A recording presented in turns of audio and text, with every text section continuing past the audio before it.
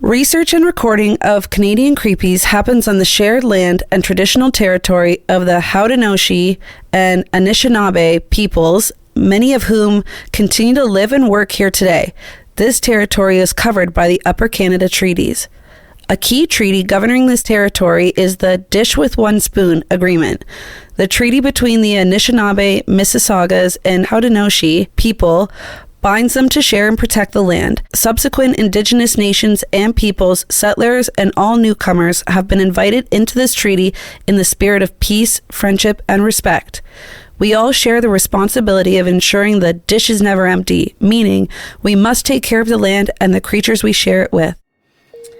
Hey creepies, welcome back to another episode of Canadian Queepies, your home for all things spooky, sinister, and strange from the Great White North. I'm Allison. And I'm Valison. Hi Valison. And Hi, today Allison. We've got something extra unsettling for you. We're diving into the world of cults, but not just any cult. This one is homegrown right here in Canada. I've been deep in research. I'm not good at research, but I've been deep in the research mode for this episode. And Valison, you're going in totally blind on this one, right? Yep, no spoilers for me. I have no idea what we're about to uncover, which is both exciting and a little terrifying. But we are doing that same sort of method where Allie reads some and then I read some. Yeah, I don't really want to do all the reading. This is like my first kind of I did the research for this one. This is my first one, other than when I did the Adlet, and that was like one mythical creature. This is like an Alley-sode. Alley-sode, yes. It's an Alley-sode. So, it's an Anthill Kids Alley-sode. Woohoo! Canadian cults don't always get as much attention as their American counterparts, but trust me, this one is every bit as twisted and terrifying. We're talking about manipulation, power, and some seriously dark secrets. Okay, I'm already nervous.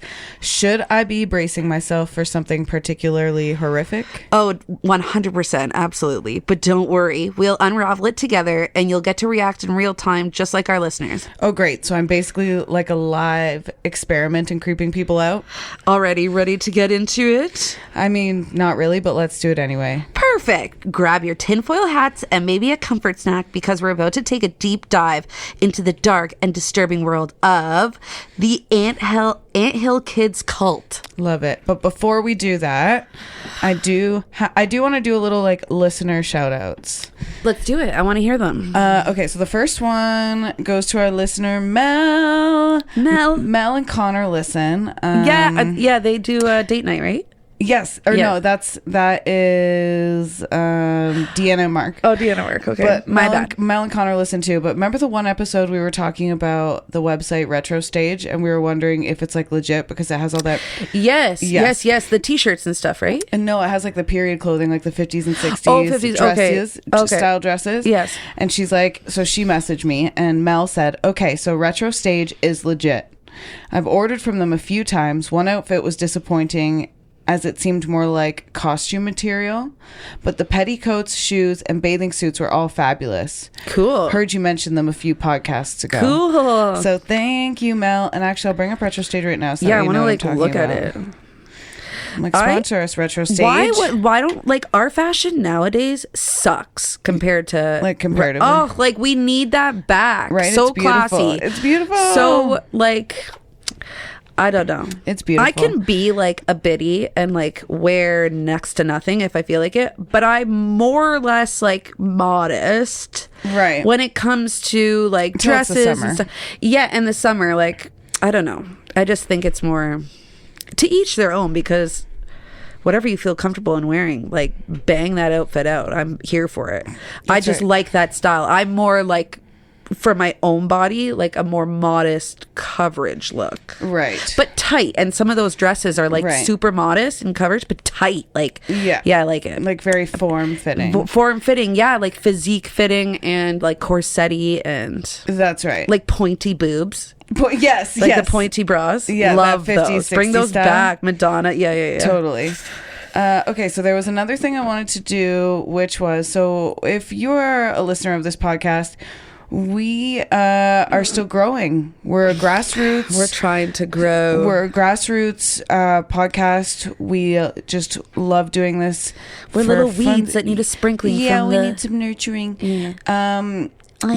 Because we're still growing, if I look at my stats and where listeners are, there's only like a handful of listeners from each of these places. So if you're a listener right now and you hear your location, chances are this is you. Cool. I just don't have your name, but I'd love to give you a shout out. So if this is you, if I'm shouting you out, you can send us a text. If you scroll down in the description, it says send us your Canadian creepy. You can send us a text, say hi, tell me your name, and I'd love to give you a for real shout out. Woohoo! So I'm just gonna, all my Canadian listeners, I'm just gonna, Daisy would like to give you a shout out too. Daisy's always giving a shout out. Okay, so Montreal, I got 6 listeners in Montreal. Oh yeah, I can do it like this. Smithville, we have 5 of you. Hello, Smithville. Like our Smithville? That's like our Smithville, not, Ontario. sick. I'm going to say the Canadian ones. Actually, I was just looking at real estate out in Smithville. Nice. Yeah. I want to live out there. There's like... My aunt lives in Smithville. Yeah, it's just serene and like... It's just land. gorgeous. It's gorgeous. We have 5 listeners in Newmarket, 4 in like Newmarket, Ontario. Yeah, Newmarket. Yeah. 4 in Langley, British Columbia. Sick. 3 in Windsor, Ontario. 3 in Dartmouth, Nova Scotia. 3 in Halifax, Nova Scotia. 3 in Aurora. 2 in Etobicoke. 2 in London. 2 in Niagara Falls. I feel like it's more than that now. Hopefully. Yeah, because we're recording in Niagara Falls. We have 2 in Campbell River, British Columbia. 2 people in Beaverton, Ontario. Only 1 person in Salmon Arm. Hello, Salmon Arm. Salmon Arm. And the rest are all 1 person. So North Bay, Ontario, Maple, Sick. Ontario, Waterloo, Ontario, Stouffville, Ontario, Stony Creek, Ontario, Alliston, Ontario, Markham, Ontario, Mississauga, Ontario, Sydney, Nova Scotia, Castlegar, British Columbia, Owen Sound, Ontario, Prince George, British Columbia, Thunder Bay, Ontario, Sick. St. John, New Brunswick, Brampton, Ontario, and Vancouver, British Columbia. Nice. And there's some states peppered in there too. There's, Tucson, Arizona, Beulah, North Dakota. So shout outs to all of you. And know if I just said your location, it is, and you have listened to an episode before this one right now, it is probably you I'm shouting out. Please send us a text or an email at canadiancreepies@gmail.com so I know who you are, so I can shout out you out by name. I would love to do that. I would love to get to know some of our listeners. Can I say something on BC right now? Yeah. It's specifically Banff. Has nothing to do with podcasts, but I've been watching skijoring. What's that? Skijoring? Is that how you say it? It's when a skier gets pulled by someone on a horse and they have like, it's like they have things that they tag, like it'll be like a little blue, like, is this a sport? It's sick. Yeah, it's so cool. I never knew it existed, and I saw it on TikTok. So it'll be like they'll be flying and like whichever way the horse goes, obviously the skier is like holding onto a rope, and then they'll catch like a blue flag, and then they'll go over and then they'll catch it. It's like an agility, like not an agility. It's like a sort of agility. Yeah, and then like eventually they'll hit like a ramp, and like so he'll be like faster, and then the horse goes faster, and then the skier like can make a like cool move, and they're like the horse riders or like trainers or whatever the fuck they're called wear the sickest outfits, and it's just I went down like this whole rabbit hole of skijoring. Is this a Canadian sport? Well, I don't know. It's in Banff. Oh, wow. But like maybe people are coming from because the one guy was decked out in like American flag stuff, so it must be people from all over. But everybody it was skijors. so cool, and shout outs to any skijorers if you've heard of that sport. I'd love to know about it. It was wicked. I was like, that you know what? Really and cool. Banff and like the background, I was just like, oh, what a like epic scenic, to have that in the background of like your video clip of you pulling something, like, it'd be so cool because it's like mountains and just beautiful. Yeah, I'm pulling up a video. When I look at my background, it's the QEW. I found a video. Yeah, look at their like little leg warmers. Yeah, they're so cute. Yeah. Oh my god, I can't really see because of that. Yeah. I had no idea it existed. Oh my god, I'm gonna fast look forward. Look at the background. Oh, look at them go. Yeah. This one's in Jackson Hole. Okay, cool. Cool though. The stuff That's I was exactly what I watching, imagined. yeah, the stuff I was watching was in Banff specifically, but maybe there's other. Cool. Yeah. So, anyways, Skidjoring. Skidjoring. The more you know. Banff, Canada, though, I'm representing. I'm like shouting them out because they're Canadian. Because of the Skidjoring. Because of the Skidjoring, yeah. All right. That's our little random tidbit of the day. That's a random tidbit of the day, and this is our bad accent of the year. Yeah, of the year. Grammy Award for bad accent goes to Canadian Creepies. The Creepies for the bad accents. Okay, hold on. Should I start? You can start, yeah. All right, here we go. A prophet in the Canadian wilderness, a commune built on faith, but what began as a dream of salvation turned into a nightmare of abuse, mutilation, and murder. This is the story of Roch Thériault and the Anthill Kids. I really, really hope I'm pronouncing his name right. Yeah, Roch or Roch. Yeah. Thériault. Either way, viewer discretion advised. There's probably some fucked up stuff in here, so just, be aware. Content warning. I said the word mutilation, so there's going to be some cray stuff. Do you want to do the early life or do you want me to do it? You do it. Okay. So yeah, this is the first time I'm finding out about this as I read it. Early life of Roch Thériault. He was born on May 16th, 1947 in Saguenay, Quebec.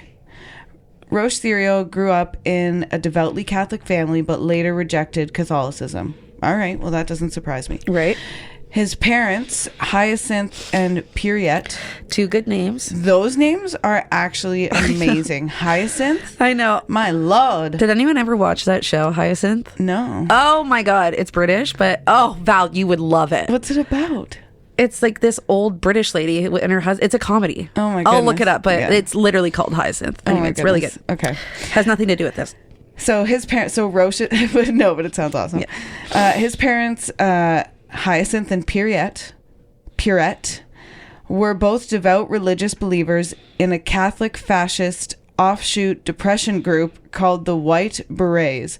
Oh, that is a mouthful of a sentence. Right? A Catholic fascist offshoot depression group called the White Berets.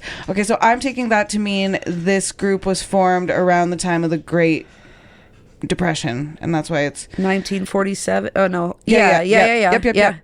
Or just after, Okay, so his father forced door-to-door White Beret literature distribution sparked a hatred in Roch towards Catholicism and organized religion in general. I mean, that's fair because he was probably door knocking. Yeah. And people were like, go away!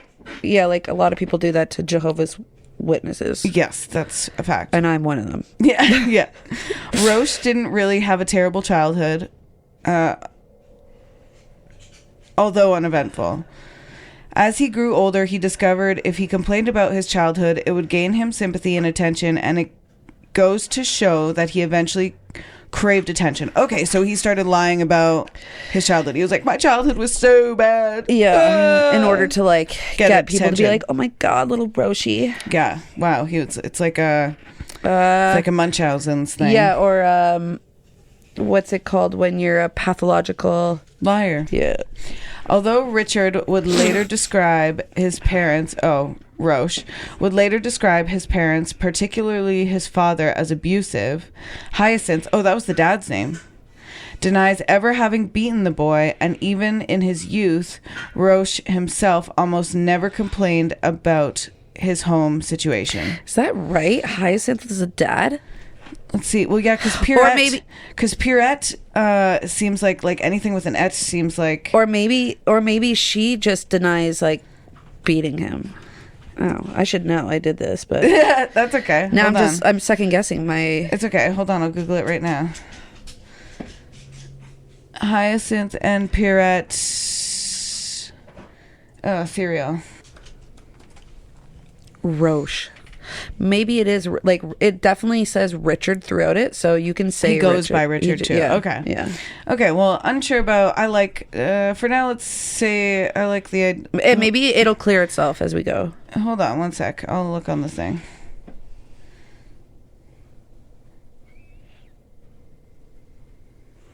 Huh. Well, let's say that's their names. Okay. We're not journalists. That's the information you Well, found. they'll come if up you again, found I'm it sure. somewhere. Yeah, I mean, it must be. Okay. I'm sure the names Hyacinth and Pierrette didn't come out of nowhere. Okay, so he became fascinated with the Seventh-day Adventist Church.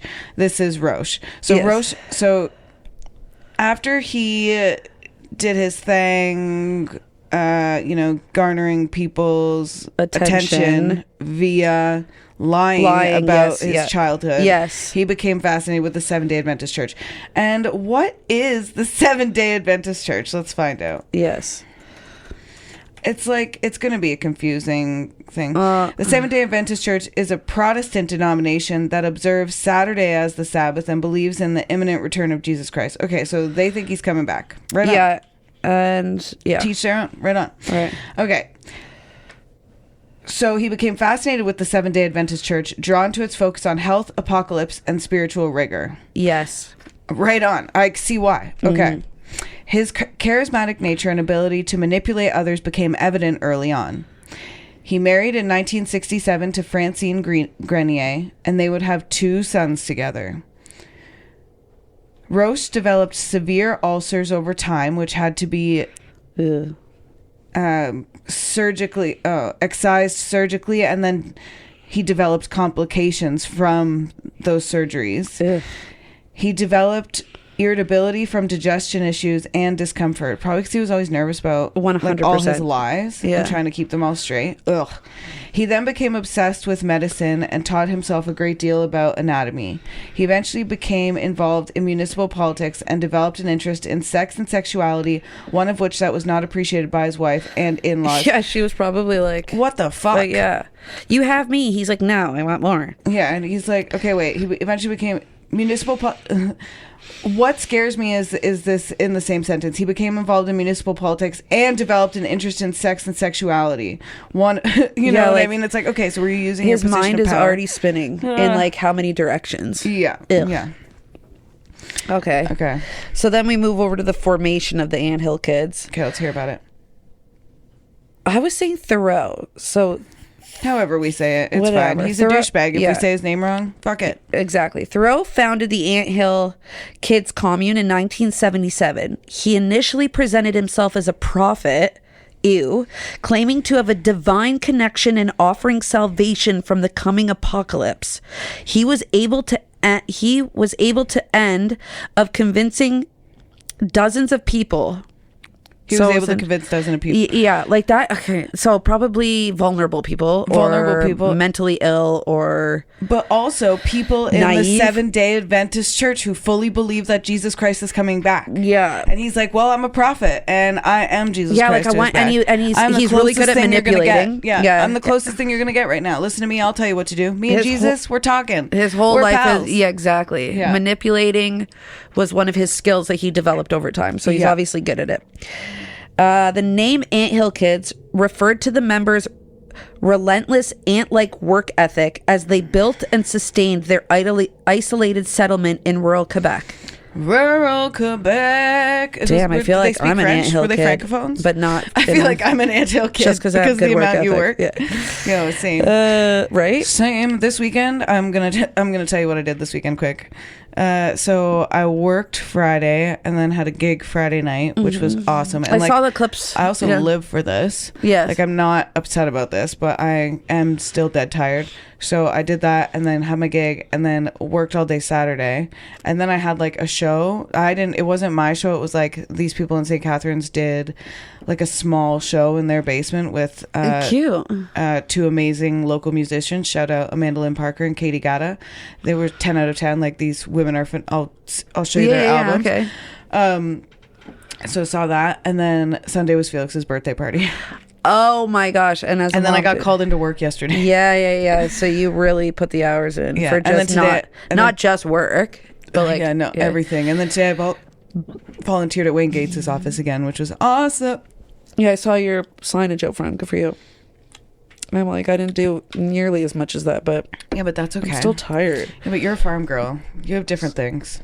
I plowed a lot. Yeah, there you go. That's a lot. I put the scraper blade on my tractor and fucking scraper bladed a whole bunch of shit, and then it just ended up melting the next day, and I was just like, oh, okay. Anyways, it was still. So I'll take it off. Mm-hmm. Okay, so the group was based mostly on religious themes such as women's obedience to men, ew, polygamy, ew, extreme punishments, and righteousness of the leader and the sinfulness of the followers and living miracles. Wow. Mm-hmm. So the life in the commune. Roch demanded absolute loyalty and obedience from his followers, most of whom were vulnerable individuals seeking purpose or healing. Yeah, vulnerable. Which is very typical of cults. Yeah. Oh, that's very all. Yeah, every time I watch a cult documentary, I'm just like, wow. These poor people. Yeah. Members in the commune lived in extreme poverty, enduring harsh winters in crude shelters. They worked long hours doing manual labor, believing their sacrifice was spiritually significant, which is so sad. Like, build me a throne. It's what God wants of you. Yeah, God wants me to have the nicest house. Yeah, he wants you to use like granite for, like, you know, my kitchen island, and also import the marble from Italy. Yeah, that's what God wants. It's God's will. And they're all just like, we just worked 16 hours. Can we take a break? God wants no breaks. Yeah.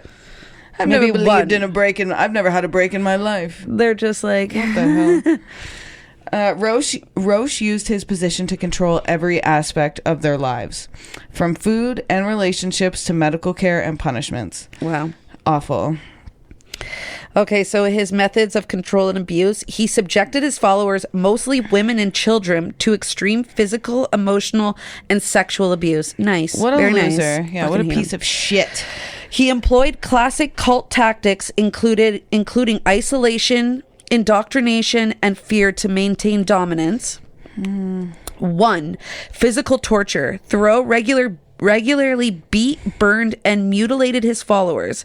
He performed sadistic medical procedures, including amputations, teeth removals, and castrations without anesthesia. No! The teeth removal. Like, all of that is obviously horrible, but those things like amputations and teeth removal with anesthesia, and let's put the anesthesia part aside. Just amputating someone or removing some of their teeth, that is a part of who you are as like a person. Like, that fucks with your head so much. And it's like infection and shit too. Like, you're not a fucking doctor, you piece of shit. Like, how? Oh my god. Yeah, awful. These people are brainwashed. He wasn't a surgeon. Right? Yeah, they're brainwashed. Yeah, he's not a surgeon. Yeah, exactly. He's just taking advantage of their trust. Right. So 2, sexual violence. He sexually assaulted multiple female members, including underage girls, fathering over 20 children within the group. Oh my god, where are those kids now? Right. Hopefully they've like relocated and are living like if they don't have therapy, they probably should get some. I know, I hope they get it. But bless them also. Like, I feel. Yeah. Not that I. Yeah. Yeah. Sweet girls. 3, psychological control. He convinced his followers he was a divine prophet and used manipulation, humiliation, and isolation to maintain control. That's so scary. Like, even when I wonder if there's like a documentary on this. I'd like to watch it. That takes a fucking skill though, to be able to do those things. Not that I'm saying that he's like, I mean, it is it's a skill. It's a horrible skill to have, but it is a skill nonetheless. And it's kind of like mind-boggling to me to have that. It's like Matilda powers. It's like, how do you convince so many people? Fuck. Yeah. And it's like, they're doing all this shit. Like, I eventually would be like tired and beaten. And, yeah. Like, hey, I don't like this. Yeah. Stop touching me. So then 4, starvation and deprivation. Members were forced into extreme fasting and harsh labor while Thériault lived comfortably. Yeah, see, and that... Fuck you, bud. It's really easy, like, and that's like a main tactic of control for cults, is starving people and sleep deprivation. So they're dependent on you? Oh, or like, their mind is... Their minds, you're just not right. Yeah. Because you underslept, and like, your body needs sleep. Your body needs eventually food. Like hallucinate and yeah, shit. Totally. Okay, and then the last one was 5, murder. In 1988, he brutally killed follower Solange Boislard. I really hope I said that Right. During a botched surgery and later mutilated her corpse. Another woman, Gabrielle Lavallee, had multiple body parts amputated before she escaped. Oh my God. Right? And that would be like, you know, a way to keep people around too. Like, nobody's going to want you. Look, you're missing whatever. I mean, mutilated. What the fuck? That's fucked. Like, amputating people is fucked. Yeah. That's messed up. Ugh. It's really messed up. Heebie-jeebies. But luckily, this motherfucker has a downfall. In 1989, Gabrielle Lavallee escaped the commune after enduring unimaginable abuse, including having several fingers amputated by Roch. Awful. Gabrielle reported the crimes to authorities, leading to a raid on the commune and Roch's arrest. He was convicted of murder and other charges, receiving a life sentence in 1993. Okay. That's great. Right? So the murder aspect of it was September 1988 after Solange Boillard complained of stomach pain. Roch performed a brutal and unqualified surgical procedure on her without anesthesia. Why would you, if somebody's stomach hurt, why would you ever need to cut into them? No. I can't. Mint tea, Pepto-Bismol. Right? Just some small, No, ginger. No. We're going to do a surgical procedure. He punched her abdomen, administered an enema of molasses and olive oil, and then cut open her abdomen with a kitchen knife, removing part of her intestines with his bare hands. I can guarantee you this did not make her stomach feel better. I know. I can guarantee you. I know. Another member, Gabrielle Lavallee, was forced to stitch the wound using a needle and thread. Solange died the following day from her injuries. In a grotesque attempt at resurrection, Roch drilled a hole into her skull and performed a sexual act on her body. He then removed one of her ribs, which he wore as a fucking necklace. No! That is the worst. That is awful. It's like out of a fucking, just like, it's like a horror script. The fuck? Took out some of her intestines? No doubt she died, buddy. Oh my god. Whatever you got, like, this is like a serial killer using, like, he was just using religion people as a way to perform his sadistic fantasies. Yes. It's just absolutely there was no wanting no. to heal anybody. Absolutely that was not a thing. Which I mean, rest in peace. Rip. Because Rip. Yeah. So let's go over the victims. Okay. And survivors. So Solange Boillard, as we've talked about, is a cult member who died after Roch performed a brutal surgery on her without anesthesia. And we talked about how he attempted to resurrect her through bizarre rituals, but ultimately failed. Drilling. I'm going to let any listeners know here in case anybody was questioning this.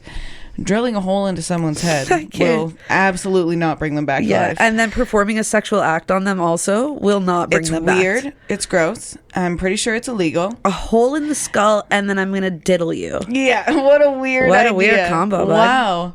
Wow. You know those, like, that TikTok I sent you the other day, and I was like, let's do things that people have never done before. Exactly. It's like he was trying to do that. He's like, I'm going to do hole in the skull, the most sadistic thing. Yeah. Sexual assault. Hole in the skull, sexual assault, amputates a finger. Resurrect. Yeah. But not. Yeah. Attempted resurrection. Yeah. I've been doing this a lot Failed lately. attempt. I like that. X. Yeah, I like that. Or this. Yeah, I like the X or whatever the fuck that is. Especially after I say something like cheeky. Yeah. I really like that. I don't know why. Okay, another cult member that we discussed was Gabrielle Lavallee.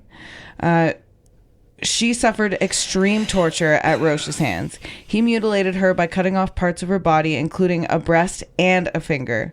She later escaped and helped expose the cult. Woo. Another victim was Chantal Labrie. She was a cult member who endured abuse but survived and was rescued when authorities intervened. And Maurice and Francois Jigueur Good job. Unknown fate, possibly survivors. They're 2 infant sons of Roch who allegedly died under mysterious circumstances, who were believed to have been left outside in the cold. One was believed to have been left outside in the cold, while the other may have been subjected to an abusive healing, in quotes, ritual. More victims would be the unnamed children. Several victims within the cult were victims of... several children within the cult were victims of severe neglect, physical abuse, and forced medical procedures. Authorities removed some of them before further harm could occur. That is awful. Right? That's horrible. Sick fuck. Yeah. Okay, so conviction in 1989. Did I say that? 1989. In 1989, Roch was arrested for assault after follower Gabrielle Lavallee escaped the cult and contacted authorities, effectively dissolving the Anthill Kids. See you later, Anthill Kids. See ya. That was a stupid name. Stomp on the anthill like a kid would have done in the yard of a school. That's right. Use a magnifying glass on that bitch. Fuck yeah. Okay. Despite long-lasting Despite long-standing suspicions about the group's primitive living conditions, authorities had been unable to intervene earlier due to the commune's status as a registered church. I hate that. Ooh, he worked the system. I hate that so much because churches have all these special little laws. Hold on. Let me get into that. Hold on. I'm just reading forward and it's absolutely ridiculous. Okay, in Canada, churches and religious organizations operate under specific legal and tax rules that grant them certain privileges and exemptions. Here are some of the key special rules for churches in Canada. Number 1, charitable status and tax exemptions. Churches and religious organizations can register as charities under the Income Tax Act through Canada Revenue Agency. Now, reminder, the churches still pay the employees. The churches still employ people and pay employees of their church. Well, I was just thinking of the mega churches, the ones that are fucking... we have them here. Yeah. We have them here. It's insane. Registered charities do not pay income tax and can issue tax-deductible donation receipts. They are also generally exempt from property taxes. Oh my God. Though this varies by province and municipality. There is money to be made in this business. There's money. It's a business. What a scam. Yeah. Number 2, religious freedom and autonomy. Under Section 2 of the Canadian Charter of Rights and Freedoms, religious groups have the right to practice and govern themselves without government interference. The government cannot dictate religious beliefs or internal doctrines. Which, I mean, I kind of agree with that. I agree with that, yes. But it works out. But I also don't agree with it because we don't let Indigenous people fucking do that. Yeah, I know. And we haven't let Indigenous people fucking do that. And when we have let Indigenous people govern themselves, we grossly give them not enough resources. I know. And then you let the or support. I'm sorry. Okay, as you can tell, we're not religious, and I'm atheist. I have nothing against it, but I could talk a lot of shit, and I won't. Out of the respect that we probably have listeners that I'm just saying. I just think that some are put on a fucking pedestal that are absolutely the most harmful. Okay, and we're not going to. This is an example of one of them. Yes, and I believe in the right. But I'm fascinated with cults for this because I'm just I'm mind boggled. Yeah. And it's there's some big churches, even locally here that abuse their church status. I feel. Yeah, and just their ways of thinking are just so fucking.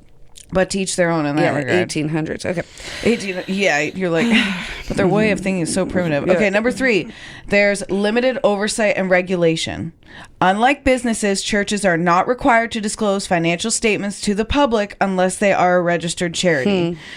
But aren't they? I feel that's money laundering kind of churches. shit. But then if I go back to 1, churches and religious organizations can register as charities. Okay, so... But they don't have to register as a charity. Religious organizations can operate under self-governance and do not always have to adhere to standard workplace or organizational transparency rules. Number 4, protection from discrimination laws. Religious organizations can legally discriminate in certain hiring practices. Example, hiring only members of their faith. They are exempt from some employment laws if religious beliefs conflict with standard regulations. Example, LGBTQIA plus hiring policies. Number 5. Authority over internal discipline. Churches can excommunicate or discipline members without government interference. They can discipline members without government interference. Churches can discipline members without government interference. Thank you. Religious leaders have the right to refuse services, example, marriages, sacraments, based on their doctrines. Number 6, property and zoning privileges. Many cities offer zoning exemptions for places of worship, allowing them to operate in residential areas where businesses may not be permitted. Okay. Take St. Catherine's, for example, when there's a church literally on Every corner. Linwell, there's like 3 in a row. Yeah. Some churches receive grants or subsidies for heritage preservation if their buildings are historically significant. Yeah, okay. All indigenous people. All the money that goes to these churches should be going to indigenous people. This is making me think so of... mad. It's making me think of American Primeval. I know it's American, Yes. but Oh, that did is you a watch? good show. Holy shit! I just finished it so last good. night. I was like, So I wanted to keep good. going. Yeah, it's so good. They're Mormon. All I can say is Mormons. Mormons. Yeah. Mormons. Okay, and lastly, number 7, exemptions from some employment standards. Clergy members are not covered by minimum wage laws in some provinces. Many provinces do not require churches to contribute to employment insurance for their ministries. So those are all the fun things about it's insane. churches. No wonder churches are Not just churches. Sorry, not just churches. All Hold on. I should say no. It's mainly church. I said I church. need to look something up right now. How many? I use specific church. No. Oh yeah. Okay. Oh, but it's also and religious organizations operate under. Yeah, I mean there should be more. Okay, hold on. But it's like, how do you go? You know, it's just if this is the standard, okay. If this is the standard, then why aren't these same privileges and rights given to indigenous peoples? Oh, I agree. Why aren't the exact same? You know what I'm saying? And they're not given that, and it's fucked up. Okay, hold on. How many total churches are there in Canada? Category: churches and other places of worship. Category count: 18,029. Province count: 2,663. Per province? I guess so. Wow, that's a lot. That's a lot. And then it's like, what is the most popular church in Canada? According to the 2021 census, Christianity is the largest religion in Canada, with Catholics representing 29.9% of the population having the most adherents. Fuck that. No thanks. I will pass on that. I will pass the duchy to the left hand side. Pass the duchy on the left hand side. Okay. So were you reading or was I? I think I was. Okay. So blah blah blah. Registered church, and then I. Oh yeah. Okay. So Roch was convicted of assault for amputating Lavalley and sentenced to 12 years in prison. If a man takes some of my arm, that Or asshole breast, better be getting or breast, finger. Yeah, that asshole better be getting life. Most of his followers abandoned him, but he fathered 4 more children through the conjugal visits while incarcerated. Lavalley's escape also led to further investigations uncovering Roch's extensive abuses, including the murder of Solange Boilard. In 1993, he pleaded guilty to second-degree murder and was sentenced to life in prison. Oh, good. Thank God. Transferred to Dorchester Penitentiary. You got it. Penitentiary. Yeah. Fuck. You got it. In 2000, Roch was denied parole in 2002 due to the high risk of reoffending. Fuck yeah. In 2009, he attempted to sell his artwork on the US-based site murderauction.com, but Canadian authorities blocked the sale. Nice. That's one thing good they did. Right? That's one good thing they did. My artwork. I want to see some of this artwork. Yeah. Oh, I'll find it. Why don't I try and find it right now? Okay.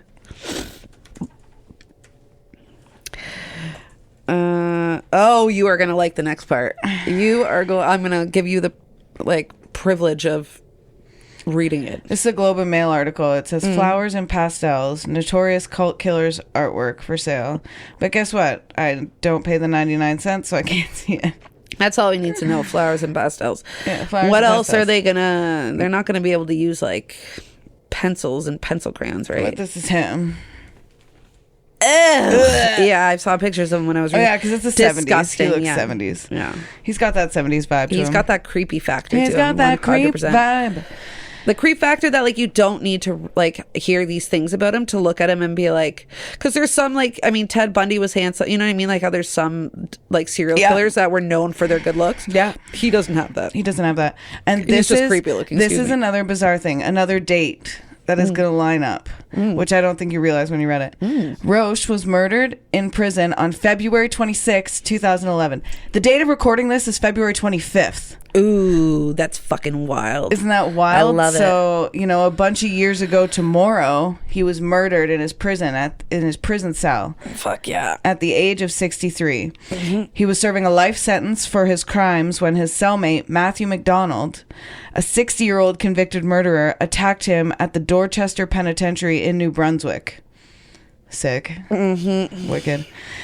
McDonald stabbed Roch in the back with a homemade shank, then calmly walked to the guards, handed them the weapon, and said, "That piece of shit is down on the range. Here's the knife. I've sliced him up." Oh, so he did it outside. He did it on the range. Oh, okay. He did not do it in the cell. No.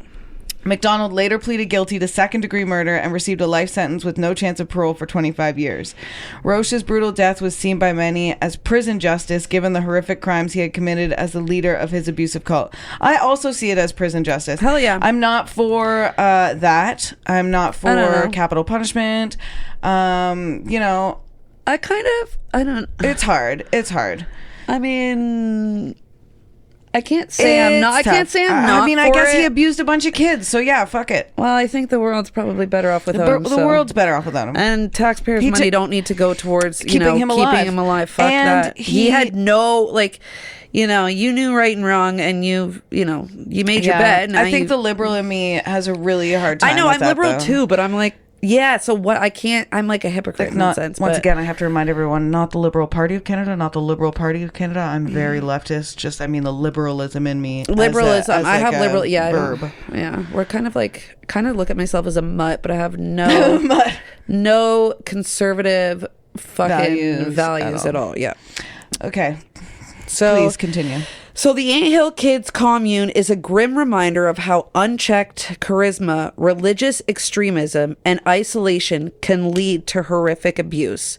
Survivors, particularly Gabrielle Lavallee, have shared their stories to shed light on the dangers of cults and to help others avoid similar situations. You guys can go more into it. Like, I did the best I could, okay? I'm not a researcher. You did great. Thanks. You did great. And But we it's still have more. We still have, we I still have more. some more to. Oh, do you? Okay. Yeah. Do you? I do. So we have a little bit more like survivor stories and their lives after the guilt. And we've talked a lot about survivor Gabrielle Lavallee. We talked about how during her time in the cult, she endured severe abuse, including the forcible removal of 8 teeth, Ew. welding torch burns to her genitals, and the amputation of her arm by Roch. So after escaping, Gabrielle authored a memoir titled L'Alliance de la Brebis, or Alliance of the U, spelled EWE, detailing her harrowing experiences and recovery process. So she wrote a book about her whole thing. Good for her. I mean, that can probably be a way to cope with. Totally. Yeah, like get closure, bring some light to, it's like having a diary. It's like, getting your thoughts out. It was probably I don't know if she had a weight lifted off her shoulders after she completed that book, but I would. Yeah, same. Her testimony was instrumental to bringing Roch to justice. While specific details about other survivors are limited, it's known that many face significant psychological and physical challenges post-cult, requiring extensive therapy and support to rebuild their lives. Oh, yeah. So this Poor wasn't things. something that they came... Well, I don't think any cult is something you come out of easily, but No.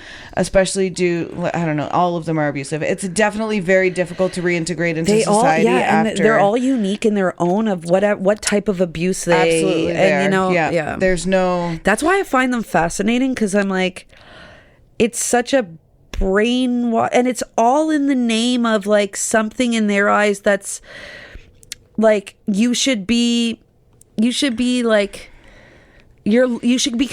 consider yourself lucky to be a part of something so great and beyond what the other people in this, like, you're so privileged to be a part of this family, and they brainwash them and manipulate them. And it's all for sadistic fucking power thriving, it's crazy awful. Sociopathic, narcissistic, just keep going, pathetic piece of shitistic. Exactly.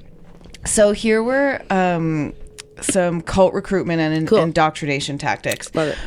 Roch employed several methods to recruit and control his followers. Yes, I want to know these. One of them is charismatic leadership. Roch presented himself as a prophet named Mose, French for Moses. Oh my gosh. Okay. Attracting individuals seeking spiritual guidance. Right. So he was like, I am Moses, I parted the Red Sea. I can't. Yeah. Like just reincarnated? Yeah. Or like... Yeah, it's me. Yeah. I'm him. I am him. I'm the prophet Moses.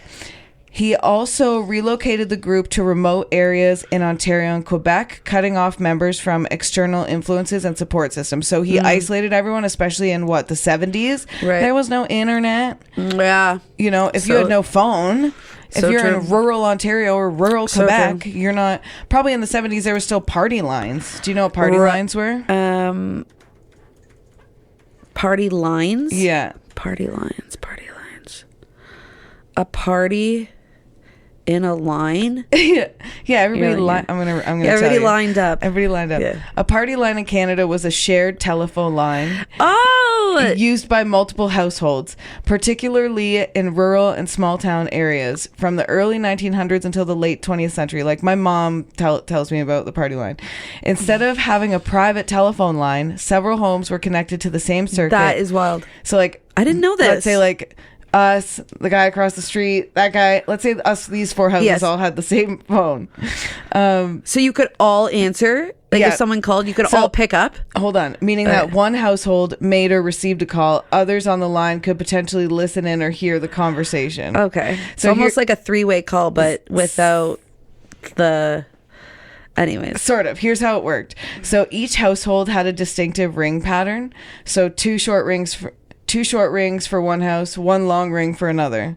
So Okay. like, ring, ring. We'd be like, oh, it's the Overholts. Yes. Ring. Would be like mine and Kyle's house. Yeah. If a line was in use, other users had to wait for the call to end before making their own. So everybody had their own phone. But there was just one line. And since the line was shared, eavesdropping was common, either out of curiosity or boredom. So if you were on the phone, I could just pick it up. People sometimes picked up the phone and interrupted calls asking when the line would be free.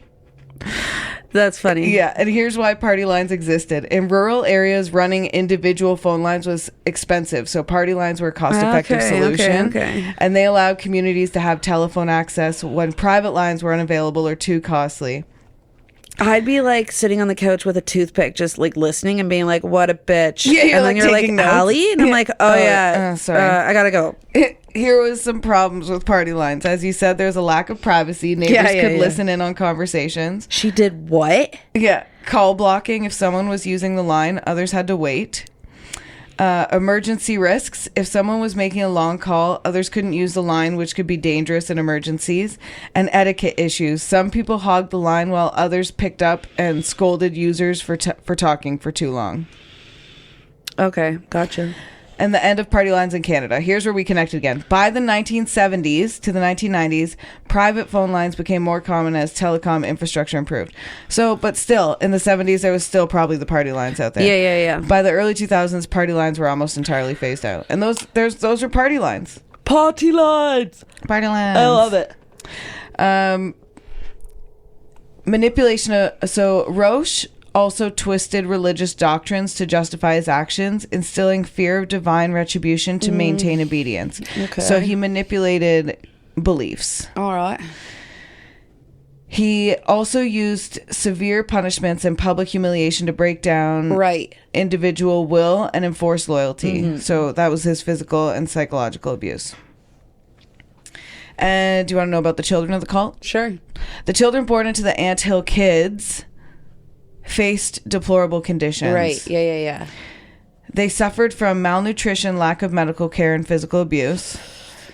And authorities were limited in their ability to intervene due to the commune's status as a registered church. Yeah, because remember, churches can govern themselves. That's wild. However, following Roch's arrest in 1989, the commune was disbanded and the children were placed into foster care or returned to their biological families. What's fucked up about them going into foster care is that they probably went into religious homes. Right. After they experienced religious abuse. Trauma, and trauma.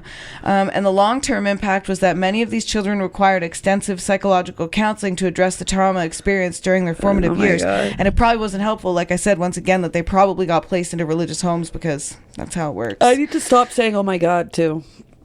Oh. I need to think of "oh my Richard." Oh my Richard. Richard meaning, oh my Daisy. Yeah, "oh my Daisy" and Richard. I've been saying, "oh, bless you." So here are some broader cultural and legal impacts. The revelations about the Anthill Kids had significant repercussions in Canada. Okay. This case shocked the nation, leading to increased media coverage on the dangers of cults and signs of coercive control. Okay.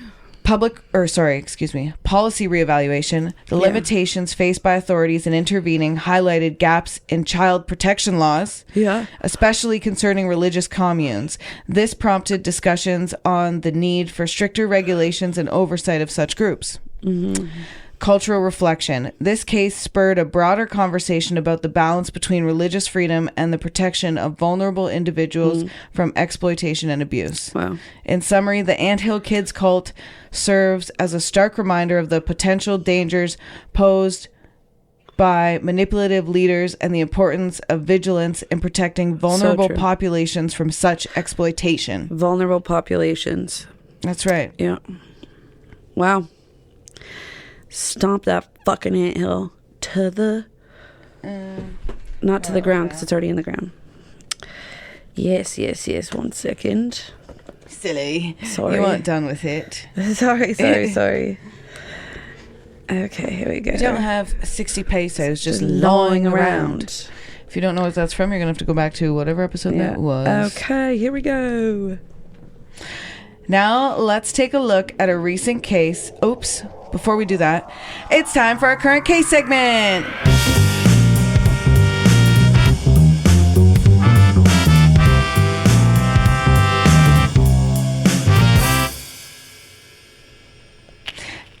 Now, let's take a look at a recent case here in Canada that ties into our discussion of cult-like groups and extremist beliefs.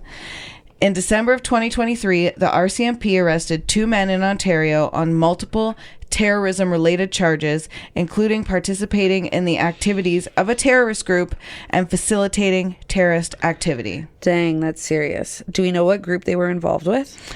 Authorities haven't released full details about the specific organization, but they have confirmed that the individuals were allegedly part of an extremist network operating within Canada. The arrests were a result of a long-term investigation into radicalized individuals and potential threats into national security. That's actually terrifying. It sounds like this wasn't just a random incident.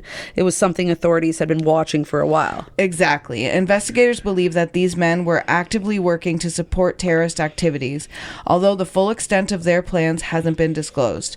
What's especially concerning is how groups like this recruit and manipulate followers, similar to the tactics used by cults. Yeah, that's what makes these cases so scary. It's not just about 1 or 2 people, but about an ideology that can spread and lead others down dangerous paths. Right, and it raises questions about how individuals get drawn into these movements.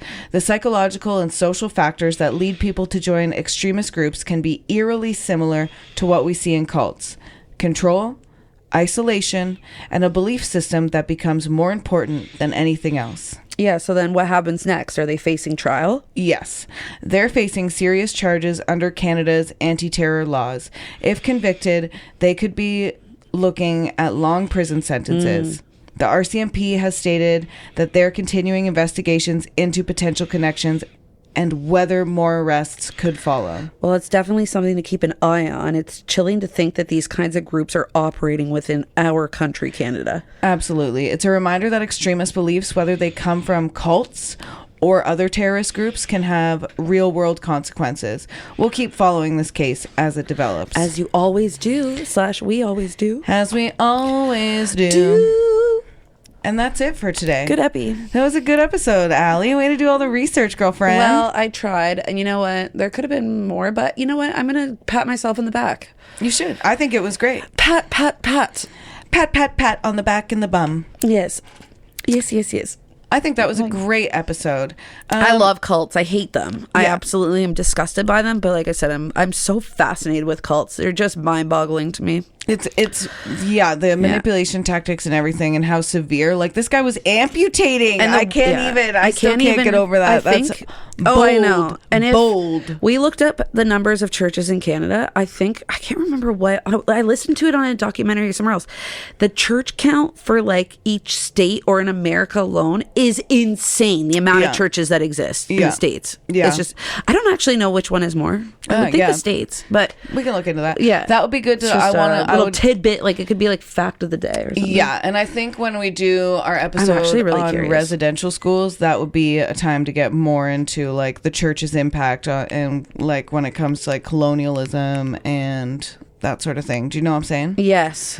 Let us know if you agree, listeners. You can send us an email at canadiancreepies@gmail.com. You can follow us on Instagram at canadiancreepies. Hold on. Okay, which country has the most churches? 1, United States. According to the Burge report, there are between 350,000 and 400,000 churches in the United States. That's so many. With around 1,700 churches, Vatican City has more churches per capita than any other country. Oh, okay. All right. Well, that's the Vatican City. Yeah. That makes sense. All right, church is a church. Over it. Church is a church. All right. Well, thanks for listening, creepers. We got some ideas for next epi and just stay posted. Next episode is episode 20. Wow. We've been with you for 20 weeks. It's a little milestone. We can celebrate. Yeah. We are going to celebrate. With a 20-week episode, we're going to bring you a part 2. We're going to bring you a part 2 of one of our series we started. Yes. Oh, that sounds great. And we're very excited. Cool. All right. Thanks for listening. See you later, Creepigators. Keep it creepy, but not, too creepy. Where you're not creepy. Weird creepy. Yeah. Come on. Like fun, just true crime creepy. Yeah. Just interesting Keep creepy. Keep it like within the boundaries of normal creepiness. Not stalky creepy or murder creepy or anything like that. Thanks so much for listening. Shout out to all our listeners again. We love you guys. Don't let the bed creeps bite. Don't let them bite.